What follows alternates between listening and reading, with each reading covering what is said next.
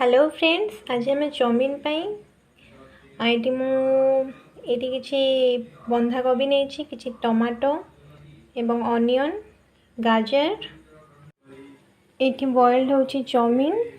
वर्तमान मु चाउमिन पानी को काढ़ी नहीं एबे याको आम बनैबा। तो फ्रेंड्स कड़ाईटी गरम हो जाए आम किसी रिफाइंड ऑयल पकेवा। तेल गरम हो सारे आम जो जिनस सब नहीं पकेबा एवं ताको फ्राए करवा।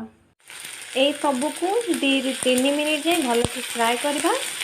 तापर तापर आम किसी गुंड पकेबा एवं सॉस पकेबा। स्वाद अनुसार लुण, अल्प गलकी गुंड, किसी लंका गुंड, चाउमिन मसला स्वाद हिसाब से। फ्राए हो सारे ये आम सोया सॉस एवं टमाटो केचप पकेबा। सॉस को मु पके देछि आम चाउमिन को पकेवा। तो देखंतु फ्रेंड चाउमिन टी केते सुंदर भाव में रेडी हो सारी। जदि आपको मो रेसिपी भल लगिला तो लाइक एवं सब्सक्राइब करंतु।